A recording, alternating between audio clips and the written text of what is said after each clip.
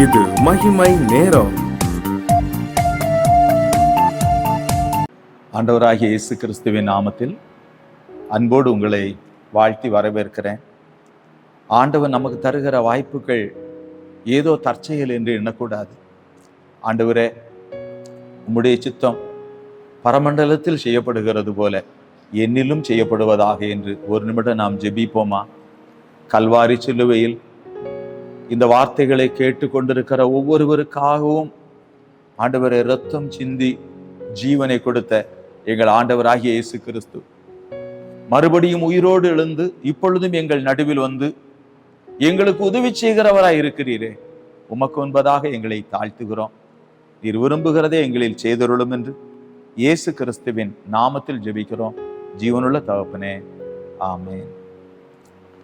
பிரியமானவர்களே, ஆதியாகமத்தின் புத்தகம் 17வது அதிகாரம் 1வது வசனத்திலே, ஆபிரகாம் 99 வயதான போது கர்த்தர் ஆபிரகாமுக்கு தரிசனமாகி, நான் சர்வ வல்லமையுள்ள தேவன், நீ எனக்கு முன்பாக நடந்து கொண்டு உத்தமனாயிரு. பிரியமானவர்களே, ஆண்டவர் இந்த ஆபிரகாமை பார்த்து சொல்லுகிறார், நான் சர்வ வல்லமையுள்ள தேவன், நீ எனக்கு முன்பாக நடந்து கொண்டு உத்தமனாயிரு என்று ஆண்டவர் சொல்லுகிறதை பாருங்கள். ஆண்டவரிடத்திலே வல்லமை இருக்கிறது. நம்முடைய வாழ்வில் நாம் உத்தமமாய் நடக்காமற் போகிறதற்கு காரணமே ஆண்டவர் யார் என்று இன்னும் அறியவில்லை. ஆகவேதான் நம்முடைய கால்கள் தள்ளாடுகிறது. பிரியமானவர்களே, நம்முடைய கால்கள் தள்ளாடுகிறது. மத்தேயு எழுதின சுவிசேஷம் 25வது அதிகாரத்தில் ஆண்டவர் 26வது வசனத்தில் கர்த்தர் சொல்லுகிறதை படிக்கிறேன், கவனியுங்கள். அவனுடைய எஜமான் பிரதியுத்தரமாக, பொல்லாதவனும் சோம்பனுமான ஊழியக்காரனே என்று அவர் அழைக்கிறதை கவனியுங்கள். பிரியமானவர்களே, 2 பேரை குறித்து கர்த்தர் சொன்னார். கொஞ்சத்திலே உண்மையாயிருந்தாய், அநேகத்தின் மேல் உன்னை அதிகாரியாக வைப்பேன். ஆனால் அன்பானவர்களே, இந்த ஒரு தாலந்தை இந்த மனிதருக்கு அந்த எஜமான் கொடுக்கும் போது ஒருபோதும் அவர் தவறு செய்யவில்லையே. பிரியமானவர்களே, நம்முடைய திறமைக்கு தக்கதாக ஆண்டவர் தம்முடைய ஆசீர்வாதத்தை நமக்கு தருகிறார். பிரியமானவர்களே, இன்றைக்கும் ஆண்டவர் மிகுந்த கிருபையுள்ளவராக வந்திருக்கிறார். தன்னை தான் தாழ்த்துகிறவன் எவனும் உயர்த்தப்படுவான். ஏனென்றால் அவர் தாழ்மையுள்ளவர்களுக்கு கிருபை அளிக்கிறார். எவ்வளவு கிருபை? அதிகமான கிருபை இருக்கிறது அன்பானவர்களே. ஆகவே இப்பொழுது முக்கியமாய் நம்மை கர்த்தருக்கு முன்பதாக சரிப்படுத்த வேண்டுமே ஒழிய ஆண்டவர் தந்திருக்கிறதில் உத்தமமும் உண்மையுமாயிருப்பதற்கு தவறிவிடக்கூடாது. ஆண்டவருடைய சமூகத்துல கண்ணீரோடு நாம் ஜெபம் பண்ண வேண்டும். அன்பிற்குரியவர்களே, அவர் மிகவும் வல்லமையுள்ள தேவன். இன்றைக்கு அவர் நமக்கு ஒரு தாலந்தை தந்திருந்தால் அந்த ஒரு தாலந்தை புதைத்து வைத்தது போதும்.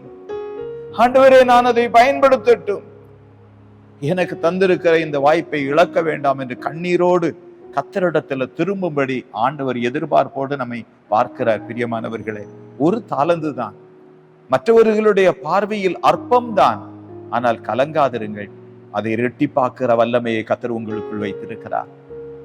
அதை இரட்டிப்பாக்குகிற பலனை அவர் நமக்கு தருவார். அந்த ஆண்டவர் யார் தெரியுமா? நான் சர்வ வல்லமையுள்ள தேவன் என்று அவர் சொல்லுகிறார். அன்பானவர்களே, சில காரியங்கள் வாழ்வில் கிடைக்காமல் போகும்போது நம்முடைய வாழ்வில் நாம் தள்ளாடுகிறோம். நாமே அநேக காரியங்களை தீர்மானித்து விடுகிறோம். பிரியமானவர்களே, ஆனால் உங்களுக்கு தெரியுமா, உலகத்தின் முடிவு பரியந்தம் சகல நாட்களிலும் நான் உங்களுடனே கூட இருக்கிறேன் என்று கர்த்தர் சொன்னார். மாதத்தில் ஒரு முறை இருந்தால் அப்பொழுது கேட்டுக்கொள்ளலாம் என்று நாம் அமர்ந்திருக்கலாம். ஆனால் ஒவ்வொரு நாளும் ஆண்டவர் நம்மோடு இருக்கிறார். அவர் அசட்டை பண்ணப்பட்டிருந்தார், அவரை எண்ணாமற் போனோம். பிரியமானவர்களே, அவர் நம்மோடு கூடத்தான் இருக்கிறார். உலக மனிதர்கள் எல்லாரும் நம்மை தனியாக விடலாம், ஆனால் இந்த ஆண்டவர் தனியாக விடமாட்டார். ஒரு தாலந்து தானே ஆண்டவர் எனக்கு தந்திருக்கிறார் என்று சொல்லாதிருங்கள். நீங்கள் எப்படிப்பட்ட சூழலில் இருந்தாலும், எப்படிப்பட்ட தரித்திரத்தில் இருந்தாலும் உங்களுக்கு உதவி செய்வதற்கு ஆண்டவராகிய இயேசு கிறிஸ்து வந்திருக்கிறார். கலங்காதே மகனே, எனக்கு ஒன்றுமில்லை என்று சொல்லாதே. கலங்காதே மகளே, உனக்கு இருக்கிறதை நான் பெருக செய்ய வல்லமையுடையவராய் இருக்கிறேன். நான் சர்வ வல்லமையுள்ள தேவன், உன்னை இரட்டிப்பாக்க அல்ல. அன்றைக்கு தானியேலை 10 மடங்கு சமர்த்தராக மாற்றியவர் நான் என்று ஆண்டவர் நம்மையும் இப்பொழுது அவருக்கு பிரியமானவர்களாக வனையும்படி வந்திருக்கிறார். சிலுவையில் அவர் சிந்திய இரத்தம் இப்பொழுது நமக்குள் பாய்ந்து செல்லுகிறது. ஆண்டவர் ஏதோ ஒரு காரியத்தை ஒவ்வொருவருக்குள்ளும் செய்து கொண்டிருக்கிறார். நமக்கு ஆண்டவர் தந்திருக்கிற வாய்ப்புகளை இழந்து விடக்கூடாது. பிரியமானவர்களே, இங்கு ஆண்டவர் இந்த ஆபிரகாமை பார்த்து அவர் சொல்லுகிறார், நான் சர்வ வல்லமையுள்ள தேவன், நீ எனக்கு முன்பாக நடந்து கொண்டு உத்தமனாயிரு என்று எப்பொழுது சொன்னார் தெரியுமா? அவருக்கு 99 வயதான போது ஆண்டவர் அவரோடு பேசுகிறதை நாம் இந்த பகுதியிலே படிக்கிறோம்.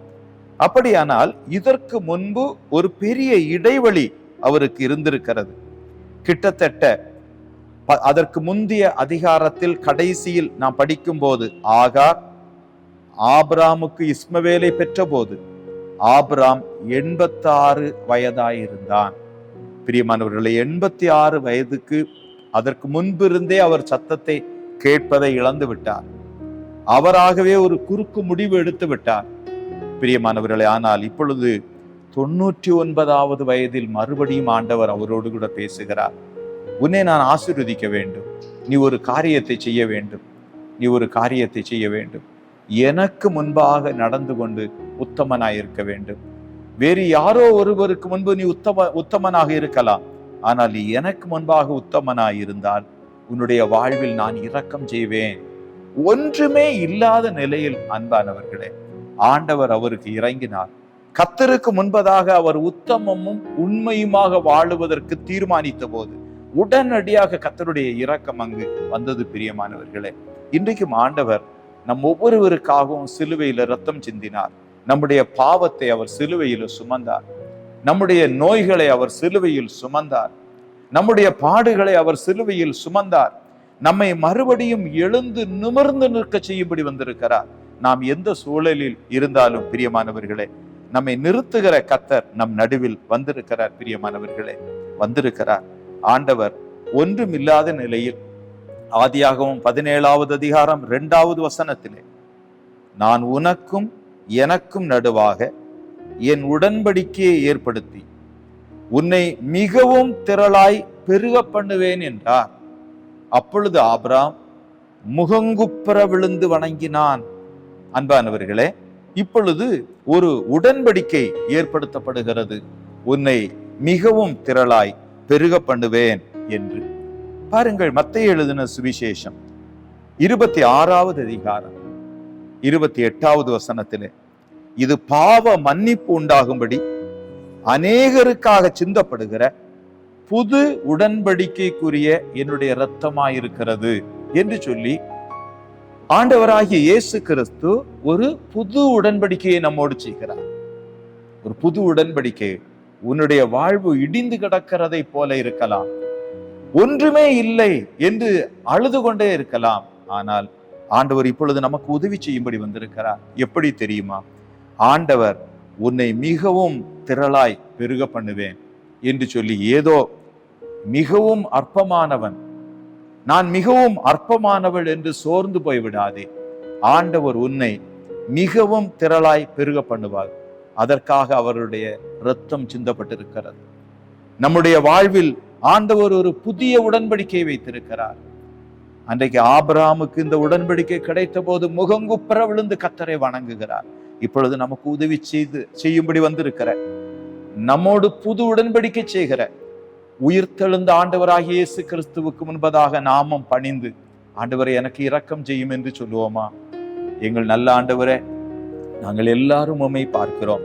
இதோ உங்களுக்கு முன்பதாக வந்திருக்கிற ஒருவரை கூட நீர் வெறுமையாய் விடவில்லை அப்பா. ஏதோ ஒரு காரியத்தை இப்பொழுது செய்து கொண்டிருக்கிறேன். உம்முடைய கரம் ஒவ்வொருவர் மீது வைக்கப்படுகிறது. எல்லா சத்துருவின் கிரியைகளும் அழிக்கப்படுகிறது. வியாதிகள் நீங்குகிறது. உம்முடைய பலத்தினால் ஆண்டவர் ஒவ்வொருவரையும் இடை கட்டுகிறீர்.